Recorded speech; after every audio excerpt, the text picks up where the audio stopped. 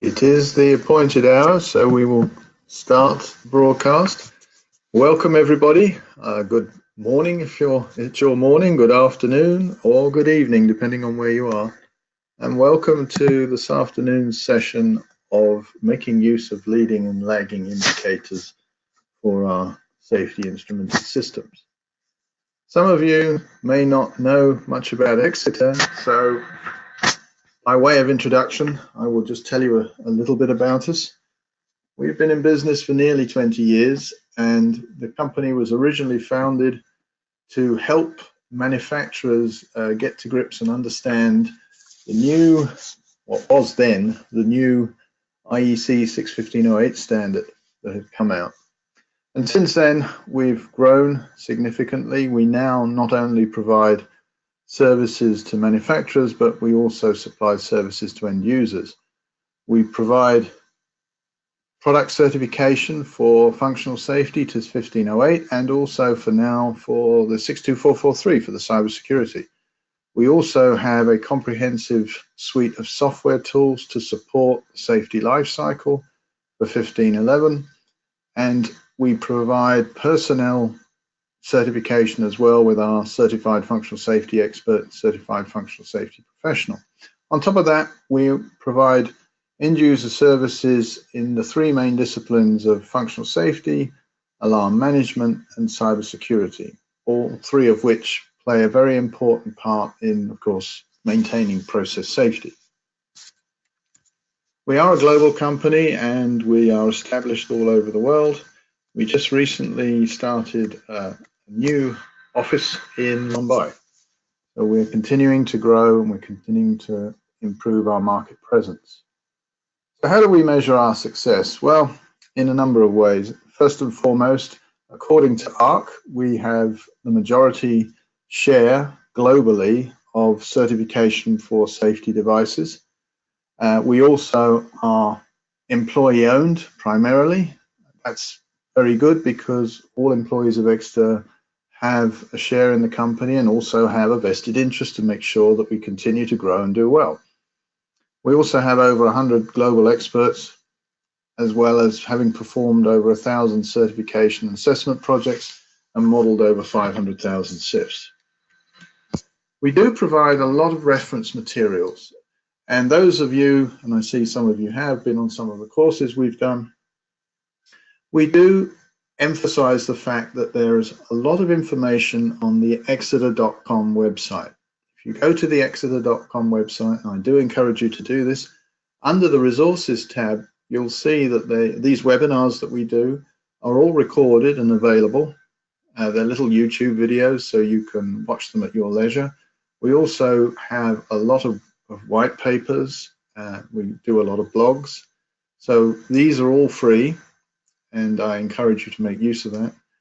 We've published a number of books which are also available through the website for purchase, and these books cover a wide range. And we have the SERH, which is the Safe Equipment Reliability Handbook with all the failure rates. This is the basic data that forms the database of Excellencia. So we have all those buried into the tool. So these can all be purchased. A little bit about me, if you don't know who I am. My name's Steve Gandy. I've now got over 40 years of industrial experience. My role at exida is several-fold. I am the VP of Business Development globally, but also I look after the end user services business, and I'm one of the primary instructors for our functional safety engineering course, the FSE 100, which is the 4-day course. I've also published a fair number of papers. My most recent one is on functional safety for managers, which you can find on the website, along with a paper to support this particular webinar, which is leading and lagging indicators. I will be doing another webinar next month on functional safety for managers, so watch out for that. So by way of introduction, looking at recent accidents and those that have been examined by the CSB, the Chemical Safety Board, they have found that most of these accidents come down to three main areas. Number one, it's usually the result of a poor safety culture. In other words, the company is not really, or at least the senior management is not committed to ensuring that process safety is maintained.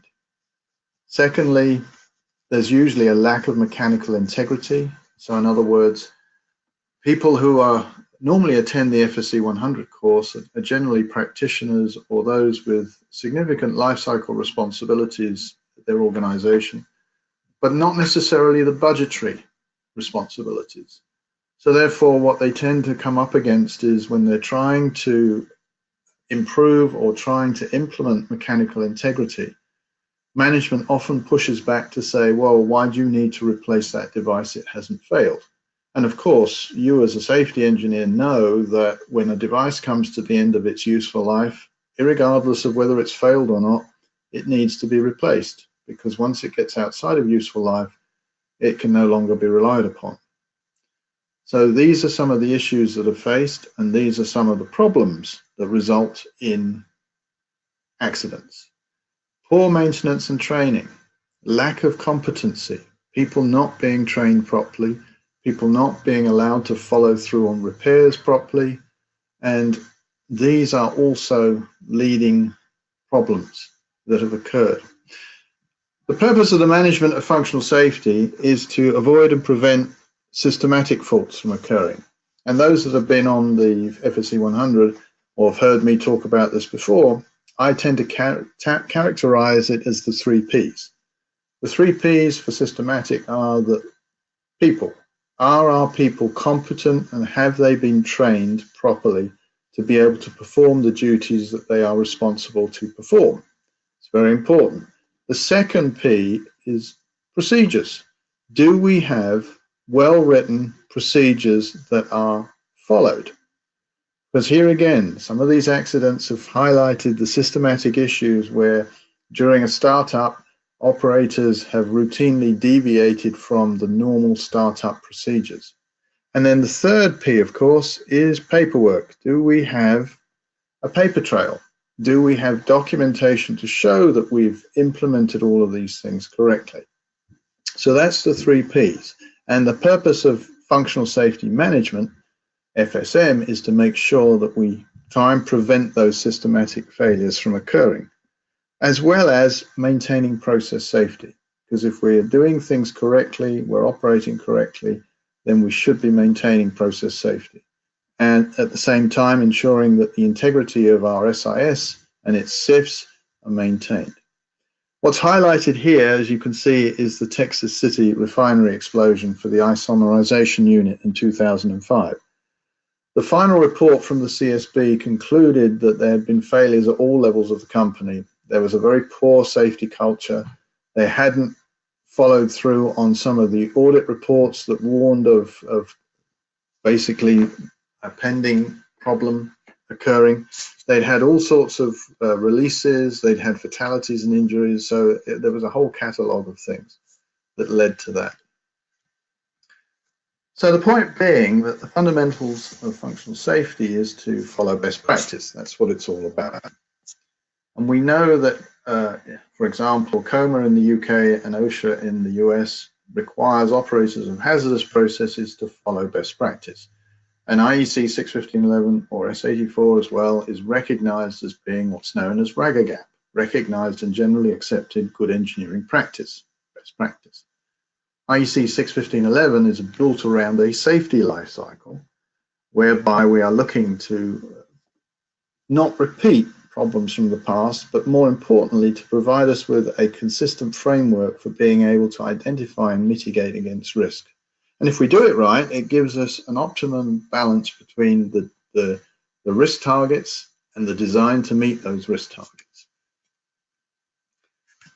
So here's the life cycle, and very simply, the life cycle's three phases. There's the analysis phase where we look at and understand what our hazards are and how we need to treat those hazards. Then there's the design and implementation of achieving whether we need to have safety instrumented systems and safety instrumented functions to help with achieving the target to reduce the risk. And then, of course, once it's designed, installed, it needs to be operated and maintained. And here, oftentimes in the class, I will talk about the 20-20 rule, whereby it's 20 weeks in design, 20 months in implementation, 20 years in operation. So the majority of the time is going to be spent in the operation and maintenance phase. So 1511 is built on the basis of 1508 principles. 1508 is often known as the umbrella safety standard, and 1511 is what's known as the process industry sector standard, which is built upon the fundamental basics of 61508. The difference with these standards compared to previous standards, such as the DIN VDE 0801, is that these are performance-based standards. They're not prescriptive. An example of a prescriptive standard would be NFPA 85 that says thou shalt have a double block and bleed. There's no getting around that. That's what's required. With a performance-based standard, it identifies what you need to do, but it does not define how you should do it. There's flexibility. So we can take advantage of technology, we can take advantage of operational experience. However, because it's a performance-based standard, we have to have adequate means of measuring performance. In other words, we need to have a set of key performance indicators. And this is where, of course, the leading and lagging come into play. I mentioned already the objectives of the safety life cycle are to give us that consistent framework for being able to identify risk, manage risk, and help reduce errors. And the two errors that we're most concerned about, of course, systematic. Systematic, which are endemic and can only be removed by change in design, change in procedures, or training. And of course, random failures, which is in relation to the reliability of the equipment, but not forgetting, of course, that people can also make random problems. You can be well trained and competent, you're just having a bad day, you make a mistake. It happens. The purpose of it, of course, is to give us that ability to balance the design to the risk.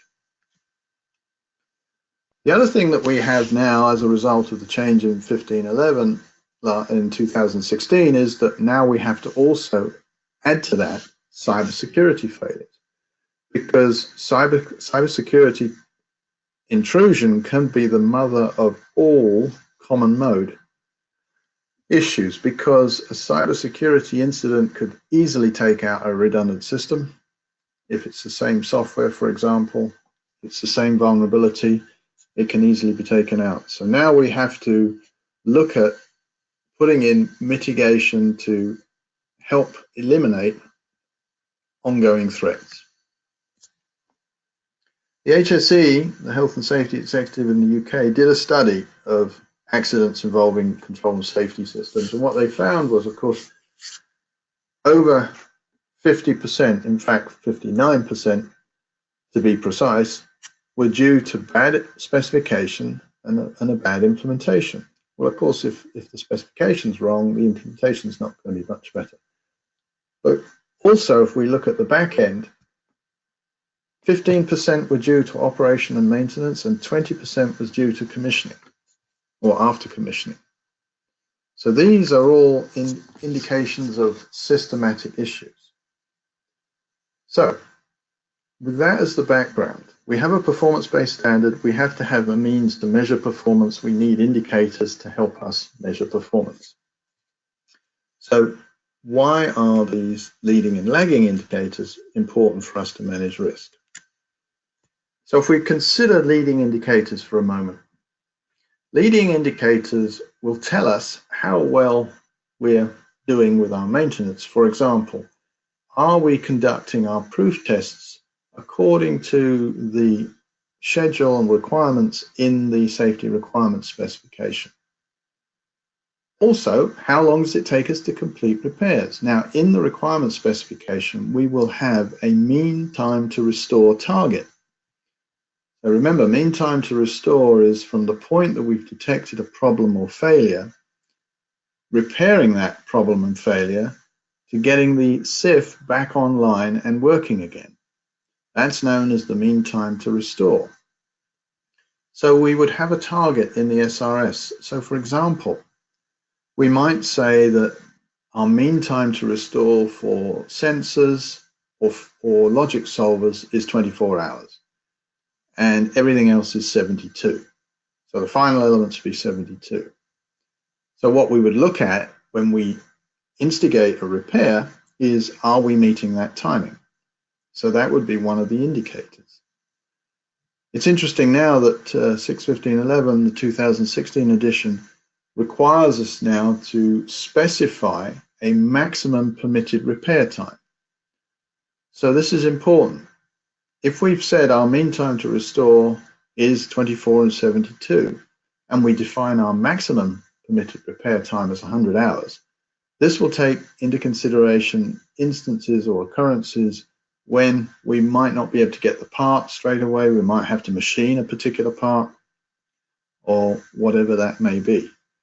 This also means that if we're doing this online, we have to make sure that we don't leave the bypass on indefinitely.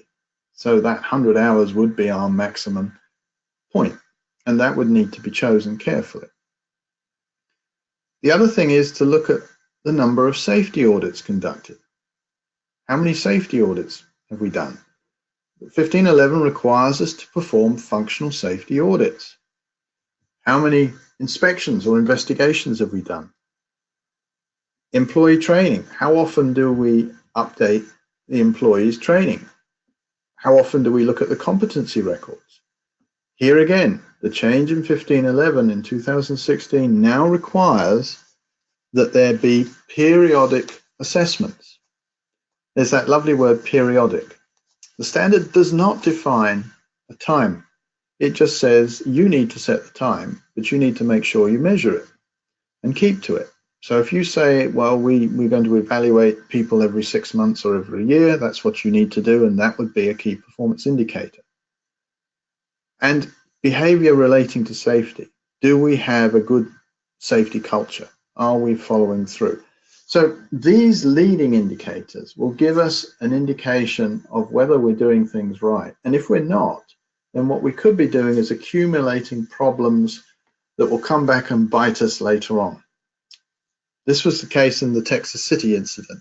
They had numerous internal audits and reports that were talking about bad infrastructure, not following through on mechanical integrity, not performing maintenance correctly.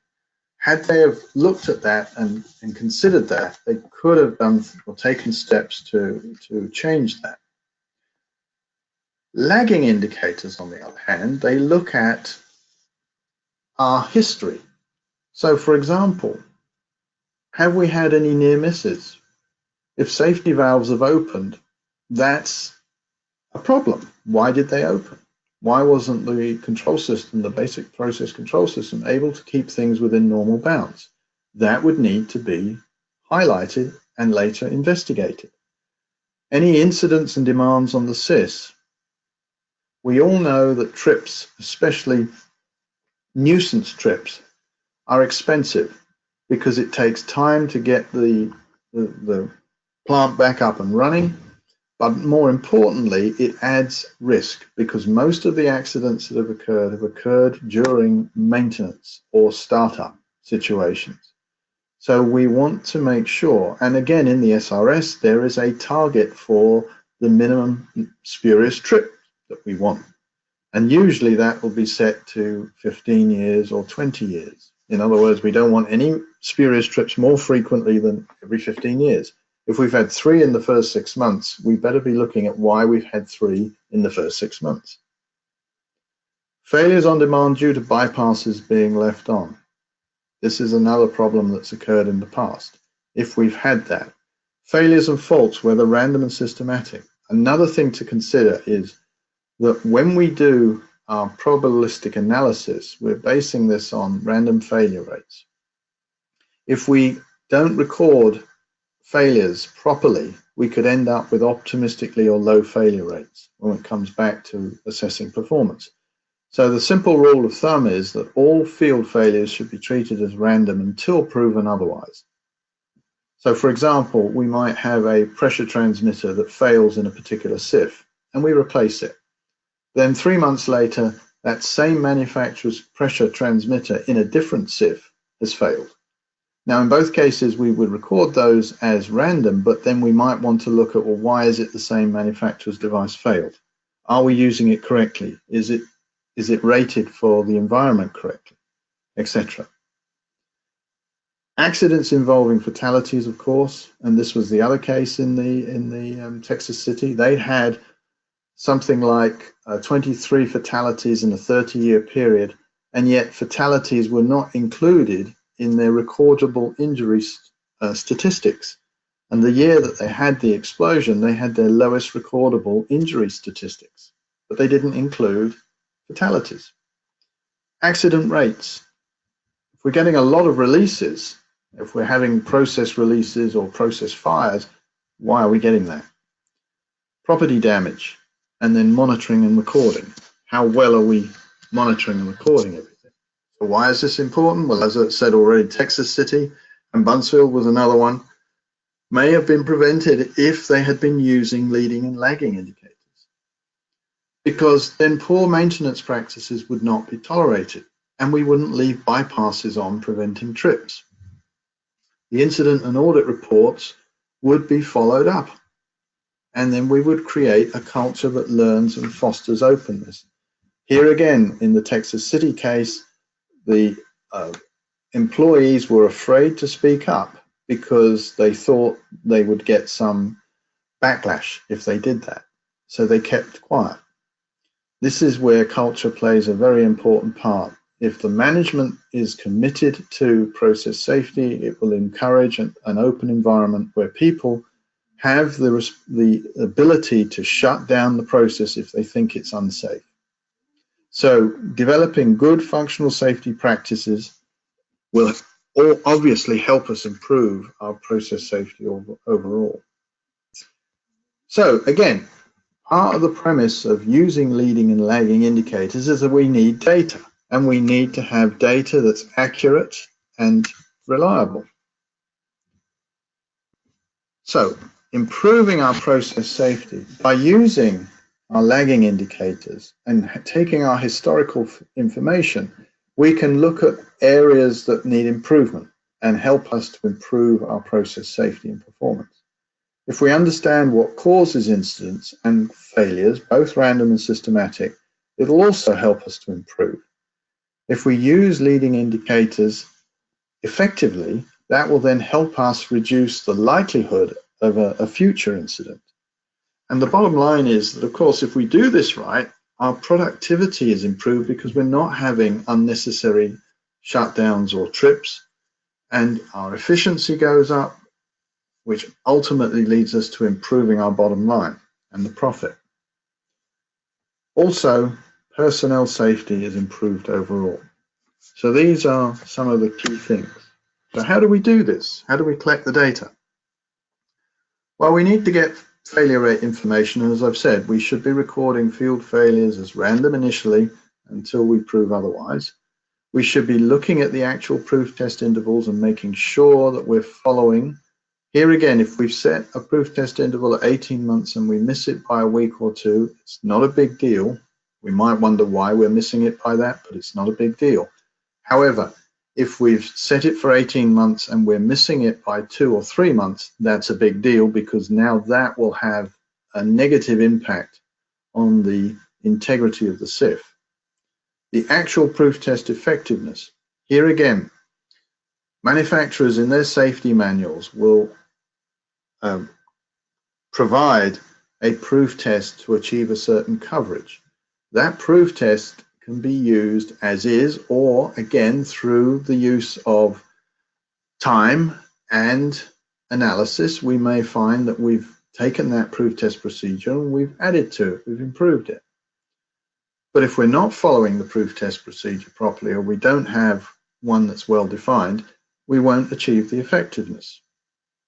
Also, the actual mean time to restore. If we're consistently missing our mean time to restore, we should be looking at why is that happening? Can we improve on that? If not, and the decision is that we have to change it in the SRS, then a full impact on safety has to be done. And that needs to be done according to the standard by somebody who is competent and qualified to do the work, senior enough, independent enough, etc.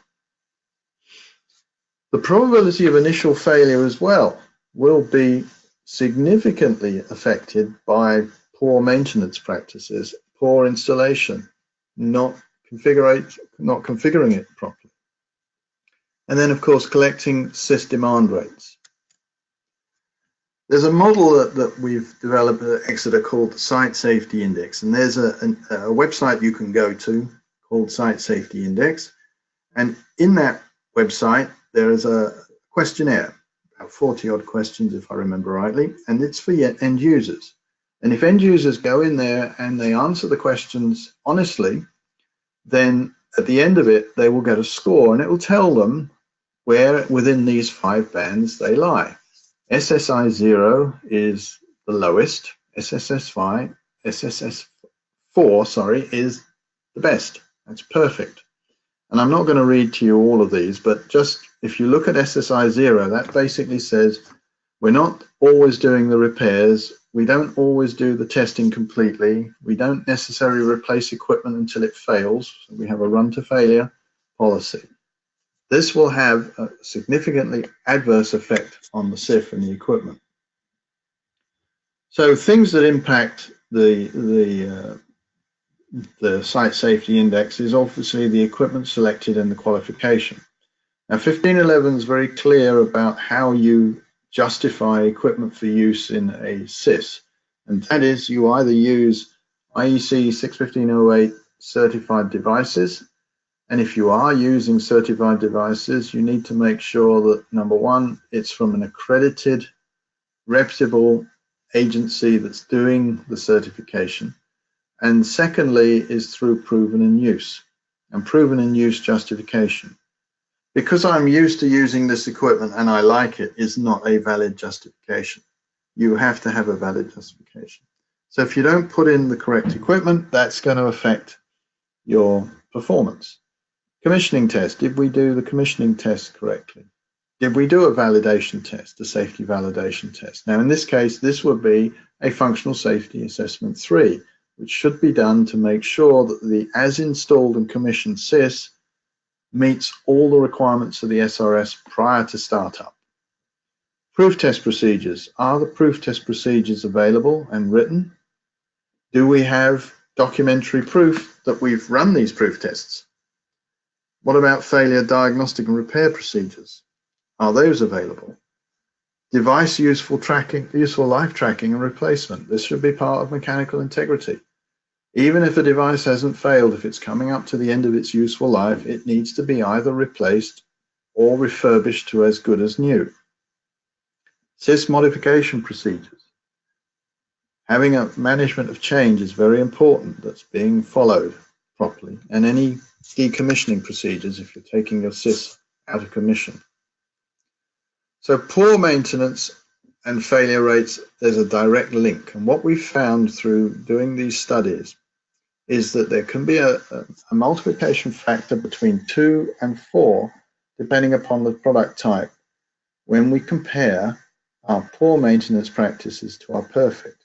What this translates into is you can go from one SIL level down to another SIL level, or from a SIL 1 to no SIL in very quick order. So I emphasize this point many, many times, and that is culture. If the culture is not there, if management is not supporting this, it's going to be very difficult for the safety engineers or process safety manager or whoever's responsible for the SIS maintenance to get anything done, because it will be like pushing on a rope.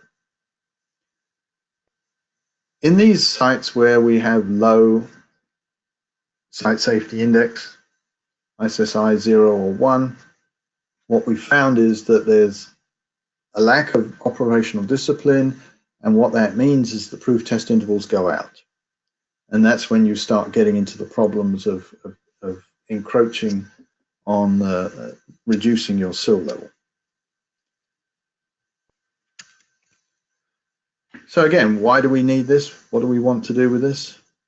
As I've said already, when we do our design and we do our sill verification for our SIF is based upon probabilistic analysis. We come up with a probability of failure on demand average result. So what we need to do is we need to gather the information from the performance and then use that information to calculate failure rates and then to see how those failure rates compare to what was assumed when we did the original design. And of course, that takes time to gather that information. As I've said, the standard 1511 doesn't specify how to do it. What it says is that you have to periodically review the performance of your SIS and its SIFs. This is known as FSA 4. And FSA 4 is now something that you have to do. So you need to do this, and you can use the 5-year window, for example, when you have to revisit your PHAs, and if you've been documenting and measuring your performance, assuming you haven't had any problems or incidents, then the data that you've gathered could be helpful when you go back to revisit your PHAs and to redo your LOPAs. So this information can be used in that case. Here again, as I've said, we should be recording any failures as random until proven otherwise, because those random failures are the only things that are included in the probabilistic calculations. And having the KPIs is also very important to be able to monitor our performance. So again, this comes down to good site discipline and the right culture.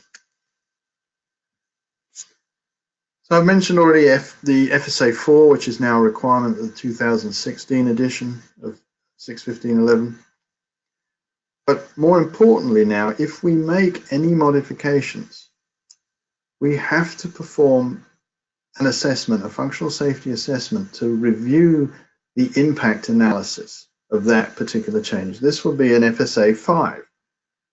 We also now have to include more details in auditing and revision, with the emphasis on the management of change. So for example, now, if you make a change to the application, the SIFs that are affected by that change would have to be re-proof tested to make sure that there's no impact on safety. Competency, as I've already mentioned, we now have to do these regular assessments of our personnel, because from the O&M perspective, maintenance guys need to understand how the SIS and its SIFs are functioning, what hazards is it protecting, how do we implement bypasses, when do they need to be applied, are we doing online testing or is it for startups, what is the operational requirement for manual shutdown, and also during startups. So if we have to have interlocks or permissives, how are those going to be applied? And what action do we need to take if we get any diagnostic alarms? So they need to understand all of that. Especially when it comes to new or updated components. If a device is gone out obsolete and it needs to be replaced when it comes to the end of its life with an alternative device, then again they need to understand how that device works differently from the old one, etc. We need to keep our training records up to date for auditing purposes. This is our paperwork P, if you like. And of course, the leading indicators include training and assessments. So here again, if we've set a target to do twice yearly assessments and we're not meeting that target, we should be able to see that fairly quickly and to do an analysis. Why is that? What's holding us back from doing that? Then how the data is recorded is very important. A lot of systems right now are using Excel or paper, and it's a lot of time-consuming work. And again, depending upon the culture, depending upon where the company is in the site safety index, if it's not being given a high priority, then it won't be done properly. Because what we need to record, of course, is the tests that were done, the inspections that were performed. And here again, we talk about proof testing, but let me just reiterate the purpose of a proof test. The proof test is not to prove the SIF works. That's the functional test. The purpose of the proof test is to try and find dangerous faults that the diagnostics, if there are any automatic diagnostics, are not able to find. So you have to design your proof test carefully, and that's why I say most manufacturers have studied their failures, their safe failures, their dangerous detected, their dangerous undetected, and they've created proof tests to help try and find more of those dangerous undetecteds that the automatic diagnostics can't find. But also part of the proof test should be a visual inspection. Have we got plugged impulse lines? Have we got signs of corrosion? Do we have loose terminals, etc.? Then we should be recording who's doing the inspection, when is it done, what was the equipment that was inspected, what were the serial numbers of the equipment, so on and so forth. And also, more importantly, to record as found and as left conditions. That's very important. Here again, standard doesn't define how these results are recorded. So it's important to come up with a methodology and a system for recording that, because these would be part of our lagging indicators. 1508 defines two methods, or three, that you can use to create a data collection standard. That's the ISO 14224, the IEC 6300, and NUMO 93, which is mostly European. So these define how you would collect data. And although it's not a standard, the Center for Chemical Process Safety has formed the PERD, which is the Process Equipment Reliability Database Committee, where they're actually developing taxonomies and software to help categorize faults as whether random or systematic. You can use a field data collection tool. For example, the SILSTAT tool that we have uses data from Excellencia. So if you've done the design in Excellencia for your SIFs, you've got all the equipment defined, including manufacturers, make and models. That all gets pulled into SILSTAT along with the proof tests. You can then take a handheld out into the field, and you can use that to capture the initial information, as well as run the proof tests and capture all the proof test results, which is automatically then sent to a central database and allows you then to be able to use that data for doing your analysis.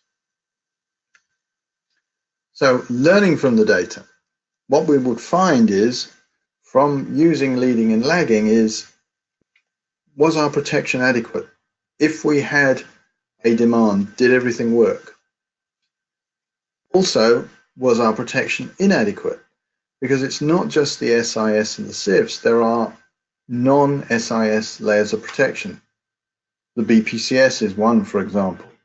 You might have some relief. Those are non-SIS layers of protection. Those should normally work. If there's a failure of those that causes a demand to be placed on the SIFs, then we should see that. The other thing is, we might find that the protection is more than adequate.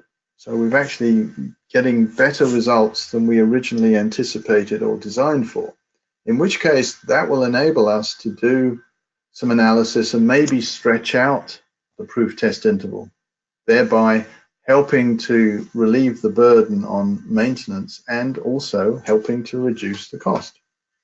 Remember, we're balancing. We're using the safety life cycle to help us balance, and using the leading and lagging indicators will help us gather the data that we need to make these assessments. We can also, if we're missing proof tests, and in SILSTAT it gives you this dashboard where you can see which proof tests are coming up, which ones are overdue, which ones are overdue by 17 days, which ones are overdue by more than 10%. Because once you start getting over 10% towards 20%, now you're going to impact the integrity of the SIF. So what happens in practice? Well, this all comes down to the end users.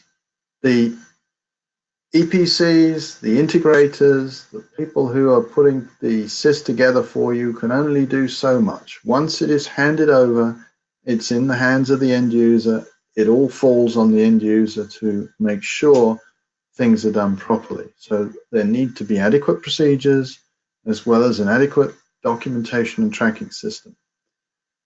We have to be disciplined about recording spurious trips, any demands, any failures, what audit results there were, proof test results, etc., via this use of leading and lagging indicators. This will require our O&M people to be diligent in recording the required information, because remember what I said, it's all about gathering the data so that we can gather data accurately, we can rely on that data, and we can use that in doing our performance assessments. So what can we learn? We know that from looking at recent accidents, there is a need for developing these leading and lagging indicators to help us improve what we're currently doing, but more importantly, to prevent the possibility of future incidents. If we are doing functional safety audits and we're finding that there are problems, we should be acting on that. We can improve, as a result, our overall functional process safety using leading and lagging indicators, and understanding the nature of incidences or releases or near misses, of course, can help us, again, prevent potential future accidents. It really comes back down to having the right culture in order to develop leading and lagging indicators that will be used properly to improve process safety. If there isn't the commitment from management to support this, it's going to be very difficult. And of course, the bottom line is to ensure that our staff are well trained and they need to understand that there is vigilance required regarding performing the proof testing and following mechanical integrity, including replacing devices when they come to the end of their useful life. So this is going to require us to have an appropriate method for collecting this data. And here again, the use of qualified tools will help.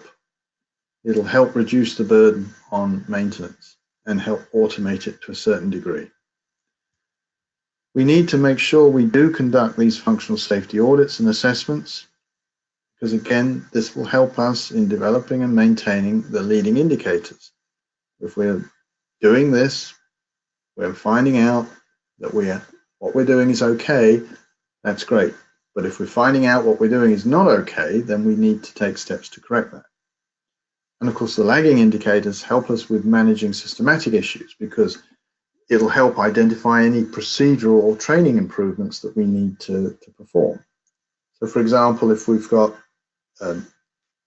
equipment that's improperly calibrated that leads to spurious trips, then we need to look at, okay, is the procedure correct? Can the procedure be improved? Or is it a case of training? And leading indicators help us in identifying these potential future issues.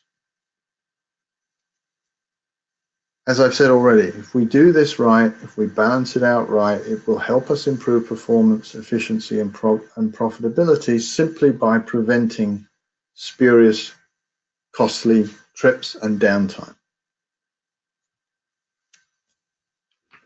So again, it comes back to the end users taking responsibility for developing these good processes and procedures and developing these leading and lagging indicators.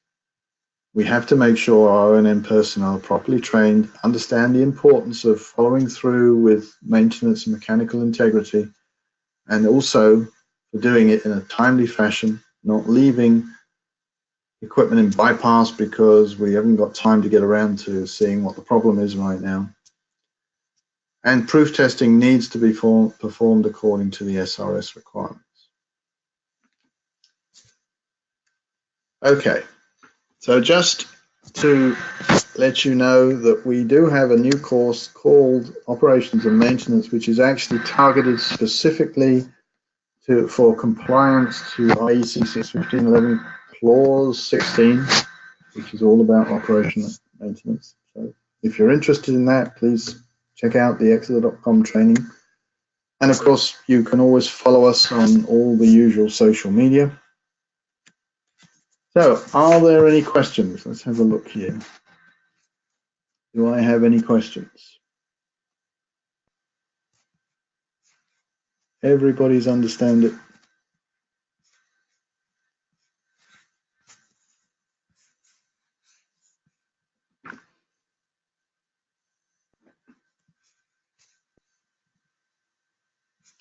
No questions at all?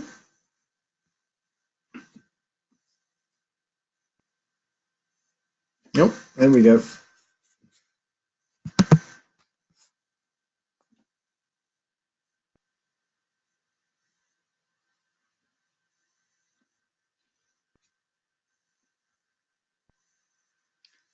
Okay, you're very welcome. I'm getting some thank yous, that's always appreciated.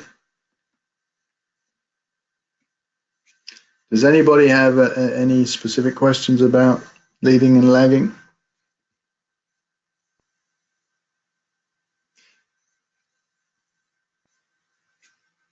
I had one this morning about how do you ensure the effectiveness of the proof test, and here again, what I said was if you're not using Excellencia during design, because Excellencia will automatically calculate a coverage factor based upon the equipment you've chosen, based upon the manufacturer's recommended proof test and proof test coverage, then you would need to make sure you have a copy of the safety manual and look at what the manufacturer is recommending for his piece of equipment.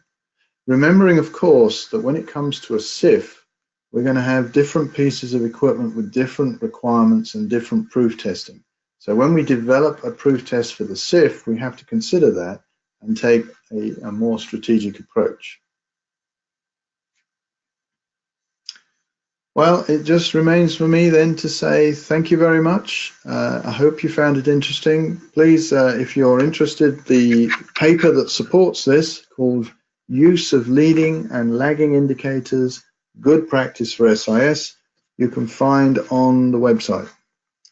Okay, a couple of questions have just popped up. Suppose the process for which the SIS is designed is shut down for an extended period of time, 1 year. How does that improve? How does that impact proof test timeliness? Well, again, if the process isn't running, when you want to start up again, what you would need to do is you would need to run through all the proof tests beforehand, because, and here again, I'm sure most of you know this, when we deal with the process applications, we're dealing with typically low demand. That is that the devices in the SIS, the valves, are usually kept in the open position, so they're static. And if anything is static for more than 100 hours, if anything like an electromechanical device such as a valve or a solenoid, then you can start to get things like cold welding and stiction. So if the equipment is left idle for a year, then it would certainly behoove you to run through all the proof testing to make sure that some of this equipment can still work. And you would probably want to do a full stroke test on the valve anyway, if it's offline, just to make sure the thing can completely close. So that would need to be taken into consideration. Is the functional test good enough to say RSIS is working good? Well, here again, when you're at the point of getting ready to start up, what I usually recommend when I teach the class is it would be a good idea to run through a full functional test, make sure that you can do trips. You can actually trip the SIF. So that will prove that the SIF can trip. And then also to run through all your proof tests, because the proof testing will give you what we call a twofer. First and foremost, it'll prove that the proof test can be run and give the O&M people confidence that yes, this proof test is doable and I can use it and I understand it, it's no problem. And secondly, it might actually find some problems. So this is why it's good to do that. The functional test will prove that the SIF works, or if you do the full trip test, that will definitely prove that the SIF works, but it won't necessarily find the dangerous faults. So that's why you have the proof test. So is the SIS working good? Well, it'll initially tell you that the thing functions, but it won't necessarily tell you if you've got any potentially dangerous problems unless you run through the proof test.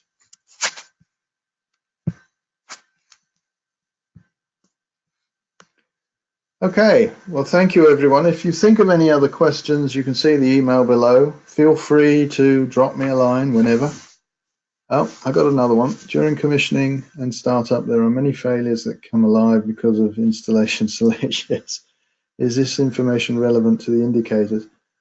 Well, it can be, yes, because again, who's doing the installation? If it's a third-party contractor, that's one thing. But if it's your own plant people, then it might be indicative of, did we actually train them properly, or are they familiar enough with the equipment, or have they been given enough time and they haven't had to rush through it because there's a deadline to get started up and we've had too many commissioning problems and it's delayed us, and so on and so forth. So that's a good point. It usually is such as EPC contractor. Yes, well, yes, that if it is the EPC contractor, then I mean they themselves, because interestingly under 615.11 they come under the end user umbrella. So as an engineering contractor, they should be following 615.11, and they should be able to show that their people are competent and they're doing everything they should, and they should be using their own leading and lagging indicators. So that's always an important, well, it's always an interesting point, that one. In fact, I've got a client at the moment that's dealing with its EPC where the EPC has not followed, and it's proving to be quite an interesting example. I can't really say any more, but I know the problem.